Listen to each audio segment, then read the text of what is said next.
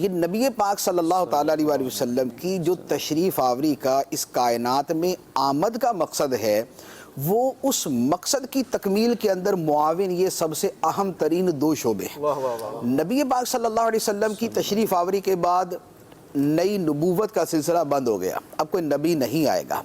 اب جو لوگوں تک دین پہنچے گا، اسلام پہنچے گا، ایمان پہنچے گا، قرآن پہنچے گا، حدیث پہنچے گی، اللہ کا پیغام پہنچے گا، اب یہ امت کے علماء اور قرآن کا علم رکھنے والوں کے ذریعے پہنچے گا۔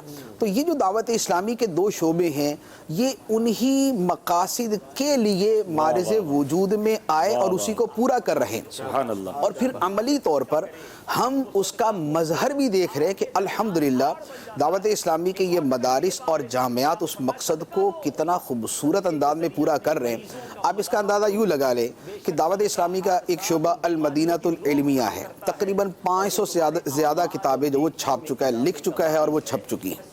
یہ ساری کتابیں جو لکھی گئیں یہ انہوں نے لکھی کہ جن کی اکثریت نے جامعۃ المدینہ سے قرآن حدیث کا علم سیکھا۔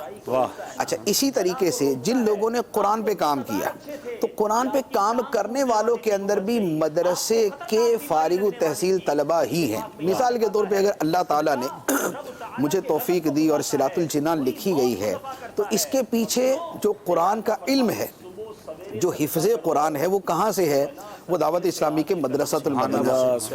اب جس آدمی نے اس زمانے میں اس مدرسے میں پیسہ دیا ہوگا، عطیات دیے ہوں گے، خدمت کی ہوگی، کہ جس ماحول میں رہ کے ہماری بجلی کا خرچہ تو ہمارے وہاں کے پانی کا خرچہ تو ہمارے کھانے کا اور ہماری رہائش کا خرچہ اٹھایا ہوگا، تو یقینی بات ہے کہ اس کے لیے جو صدقہ جاریہ ہے وہ بالکل ہو گیا، اور اسے آج تک یہ ثواب در ثواب در ثواب ملتا جا رہا ہے۔ تو جو الحمدللہ یہ ہمارے مدرسۃ المدینہ، جامعۃ المدینہ ہے، ان میں دینا جو ہے یہ کیا ہے؟ یہ تلاوت کتاب کے اس مقصد کی تکمیل ہے، یہ تعلیم قرآن اور تعلیم حدیث اور تعلیم حکمت کے اس مقصد کی تعمیل ہے۔ تو یہ صدقہ جاریہ بھی ہے اور مقاصد رسالت کی تکمیل کے اندر اپنا حصہ دینا بھی۔ سائیکی ہے لوگوں کی، کہتے ہیں یار ہمیں کوئی ایک بچہ بتائیں، ہم اسی کو اسپانسر کریں گے۔ اچھا، وہ بچہ ہو سکتا ہے نہ پڑھ سکے، راستے میں ہی چھوڑ کے بہت سارے نہیں پڑھ پاتے، حافظ نہیں بن پاتے، درس نظام میں نہیں کر پاتے، لیکن وہ کہتے ہیں ہمارا کوئی ایک اسپانسر ہم کرنا چاہتے ہیں، تو وہ زیادہ افضل ہے یا ہمارا حصہ سب میں مل جائے وہ زیادہ افضل ہے؟